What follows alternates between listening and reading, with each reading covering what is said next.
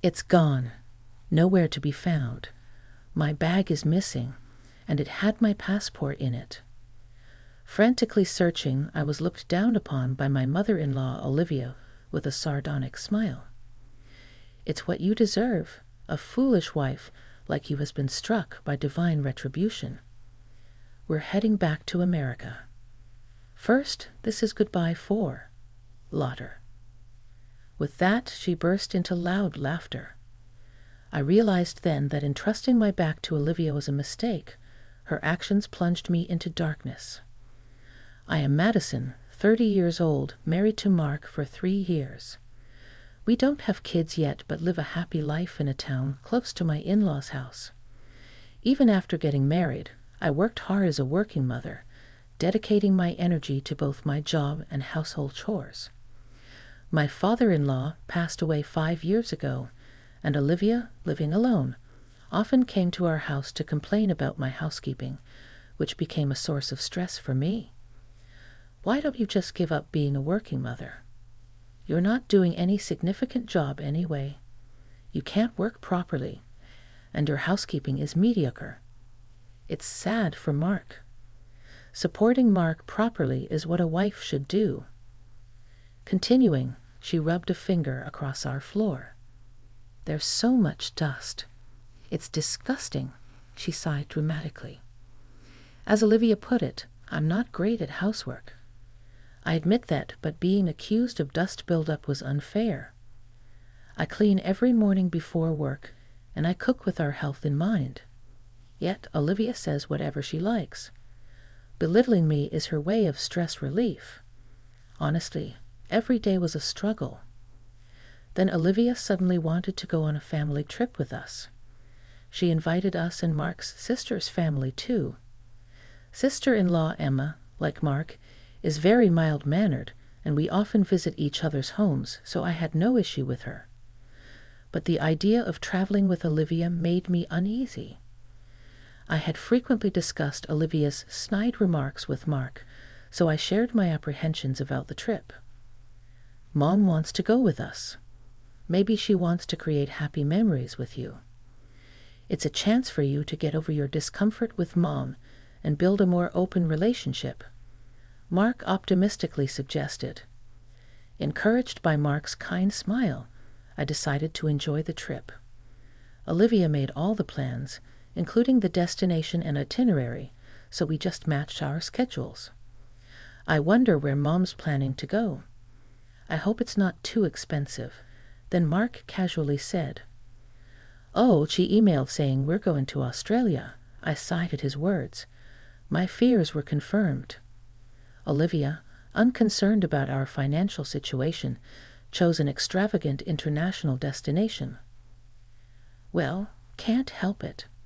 Mom chose it, so let's indulge her this time, Mark reasoned. Understanding his feelings, I somehow managed to fund the trip from her savings. Mark, Emma's husband, and I managed to align our vacations with the trip, and all that was left was to depart. On the day, we safely arrived in Australia. The time flew by as we enjoyed the magnificent natural scenery and delicious food, and soon it was time to return home. It was a wonderful trip. I got so tanned, even at the airport, Olivia was still excited and playful. Well, it was a truly fantastic experience and enjoyable. I had one lingering regret. What's wrong? You look down. Said I to leave Australia? Mark asked, looking into my face. Well, it's not a big deal, but I couldn't get as close to your mom as I'd hoped. We barely talked since we never had a moment alone during the trip. Mark put his hand on my shoulder, saying, "Don't worry too much." We all had fun and enjoyed our time together, and that's what matters. He smiled reassuringly. Thinking maybe I was overthinking it, I followed the others. It's pretty crowded here. I should use the restroom before we board, Olivia said, and then turned to me, Madison. Hold my bags for me, will you?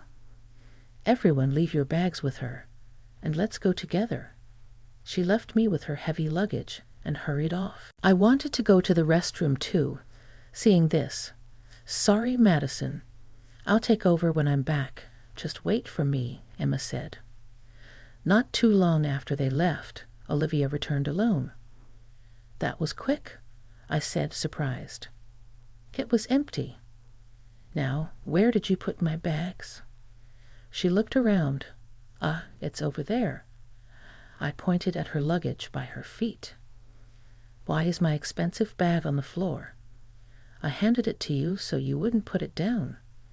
How could you be so careless? She picked it up and clutched it protectively. But it was heavy, and I was holding everyone else's bags too. Olivia cut me off. Enough. You really lack consideration. Why don't you just use the restroom too? I'll be kind and watch your bags. Just leave them on the floor. Your cheap bag is fine. There, she said arrogantly. Thank you. I'll be right back. I left my bag on the floor and headed to the restroom. Only to find a long line. Emma came out. Madison, what about the bags? She asked worriedly. I let Mark's mom watch them so I could come here. But it's really crowded. This might take a while. Olivia said it was empty. But maybe I just had bad timing. Finally, when I came out, Emma was waiting for me. I didn't want to get lost, so I thought I'd go back with you. I'm directionally challenged, so I was grateful. Emma waited. When we got back, Olivia was standing alone, and the men seemed to be elsewhere. Thanks for watching the bags. I looked where I left mine. But that's strange. My bag was nowhere to be seen. I'm sure I left it here. I checked all the bags, but only mine was missing. My bag's gone, but you were here the whole time, right, mother-in-law? I asked Olivia in a panic. Your bag? I don't know. Maybe it was never here, Olivia replied. I felt a wave of darkness. No, I definitely left it here, right in front of you, I insisted. Olivia snorted. I didn't see anything. Don't blame me. I was sure I left it there because Olivia told me to. What should I do? My passport was in the bag. I panicked. Olivia sneered with a sarcastic smile. Maybe this is payback for how you treated my bag, throwing it on the floor. A terrible wife like you deserves to be punished by not returning to America. I don't have time to deal with you. You're on your own. We're leaving without you. Laughter. Goodbye, she laughed, mocking. I was filled with anger at Olivia's cold words. This wasn't just my problem. My bag had everyone's passports in it. Without it, none of us can go back to America. Olivia's face froze upon hearing this. What? Why on earth do you have everyone's passports? She grabbed my arm, raising her voice. Emma, who had been listening to our conversation anxiously, explained to Olivia, since we had a lot of luggage, we were worried about losing the passports. So Mark was managing them. You must have forgotten because you were too excited, Mom. Hearing this, Olivia retorted, Was that so? I was busy and forgot. But why were the passports with you and not Mark? That's strange. Mark had too much luggage to carry, so I've been keeping them since we left the hotel, I explained. Olivia, with veins throbbing on her temple, said, Why didn't you say something so important? I had no idea your bag had everyone's passport. I would have kept an eye on it if I knew. I couldn't believe her words. What do you mean you took your eyes off my bag earlier? You said you didn't know about it. So was my bag stolen? Emma, looking pale, confronted Olivia. Mom, explain what happened. Was Madison's bag really stolen? Olivia snorted. How would I know if it was stolen? It was just gone when I noticed. Olivia stood there, arms crossed unapologetically. Can't believe it. That's so irresponsible, Emma said. Then Mark and the others returned, noticing our troubled expressions. What's wrong? Any trouble? Mark asked, concerned. After I explained everything, Mark sighed, looking at Olivia. This is urgent. We need to search for the bag right away. Mark and I exchanged a look of agreement. I definitely left it here, Olivia. You told me to put it there, remember? I pointed to the corner where all our luggage was placed. It took us about 15 minutes to return from the restroom. It must have been taken during that time, I said. Olivia, where were you standing? Olivia, still with her arms crossed, said, I was right here the whole time, watching the bags. I wouldn't wander off from everyone's important luggage. But your bag was on the edge, out of my sight. I'm only human. I can't be perfect. She turned away. Let's file a theft report and check the surveillance cameras. The thief might still be nearby. We should act fast. Mark started to approach airport personnel. But Olivia grabbed his arm. Wait a minute. Filing a theft report sounds drastic. It's more realistic and quicker to just get the passports reissued. Mark shook off her hand. Either way, we need a theft report from the police to prevent passport misuse. Then we'll proceed with reissuing them back at the embassy. But there's still a chance we could get the bag back, so we need to check the surveillance cameras to see who took it. Agreeing with Mark, Emma said, That's right, brother. We should act quickly. Olivia, getting defensive, exclaimed, All of this is her fault. She should take responsibility. Let her run around and catch the person who took her bag. There's no need for police involvement when she can handle it. And she became furious, ranting. Emma retorted, That's no way to talk. Calling Madison, This woman is really upsetting, Mom. It was you who didn't watch the bags properly. Don't shift the blame onto her. Emma spoke up for me, saying what I had wanted to say to Olivia. Mark seemed to feel the same way and put his hand on my shoulder. Madison won't be searching alone, Mom. Why are you so against filing a theft report? Olivia seemed a bit shaken. It's not that. I've never dealt with the police, so I'm hesitant. I prefer to solve it ourselves, if possible.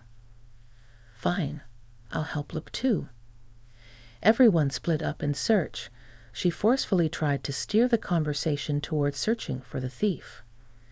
Then at that moment, I found you. I've been looking for you. A young man approached Olivia. I thought you might be in trouble after leaving this bag. I'm glad I found it. Your trip could have been ruined. He handed over my bag. Where did you find this bag? I asked him, surprised. The lady left it on a table in the lounge over there. I tried calling out to her, but she didn't hear me and disappeared into the crowd, so I've been looking for her. We were stunned by his words. The lounge? She left it there without giving us a second thought. The young man handed the bag to Olivia. Please be careful. You're lucky I found it. Someone else might have taken it. We thanked the young man profusely. In place of a frozen Olivia, turning to Olivia, we asked, Mom, what's going on? How do you explain the bag being in the lounge? Mark's voice trembled with anger. No explanation needed. Mom deliberately left Madison's bag in the lounge, right? And she wasn't watching our luggage either. Everything she said was a lie. It's unbelievable that she would be so cruel to Madison, leaving her bag in a distant lounge. She was trying to avoid camera checks because she knew it would expose her. Emma looked at Olivia with disdain. I quickly checked the contents of the bag. All the passports are here, wallets and mobile phones too, all safe. We were really lucky to have such a kind person find it. Relieved, yet I felt like exploding at Olivia. How could you do this, Olivia? Why would you do something like this? Confronting Olivia, she responded without remorse. Well, she threw my precious bag on the floor. I was just upset. I'm not the bad one here. Who would have thought this dirty bag had everyone's passports? It was just a moment in the lounge. I didn't leave your luggage unintended, so don't get it wrong. Hearing this, Mark raised his voice. Enough already. What do you think Madison is? I've always known how hard you've been on her since we got married. I kept telling Madison to be patient, hoping your attitude would change, but I was wrong. I failed to empathize with her suffering. I'm sorry, Madison. Mark apologized to me. His sincere words and attitude made me tear up. Mom intentionally took someone else's property. It's equivalent to theft, even if you don't realize it. Checking the cameras would prove your guilt. Hearing this, Olivia was shocked. Wait, Mark, you're not really going to report me to the police, are you? We're family, and Madison is your wife, even if by marriage. There's no crime in a mother taking her daughter's bag. I've looked at Mark's face. Mark spoke with a bitter expression. That's ridiculous, Mom. You should be apologizing to Madison first. Trying to escape the situation without admitting your fault and using family as an excuse is embarrassing as your son. Looking straight into Olivia's eyes. We won't report to the police, but we're cutting ties with you. Don't show your face to me in Madison again. We'll take a different flight home. He took my hand. Wait, hold on. You can't just decide this all of a sudden. I don't accept this. Please think it over. I'm begging you. I'll apologize. Forgive me. Mark, Olivia clung to Mark's feet, trying to stop him. But Mom, this is disgraceful. Stop it. Emma pulled her away. Emma and her husband forcibly took a crying Olivia away, leaving Mark and me alone. Are you sure about this, Mark? Cutting ties with your mom? I asked, concerned. This is for the best. You're the most important person to me.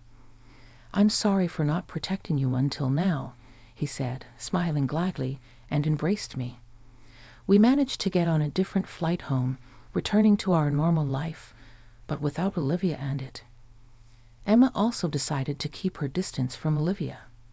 We moved far away from the in-laws' house, completely cutting off contact with Olivia. Likely, Olivia is living alone, shunned by Emma too. Half a year after the Australia trip, I found out I was pregnant, but Olivia will never know or meet this child. In this peaceful town without Olivia, we'll walk towards our future. My only wish is for me, Mark, and our baby to live happily.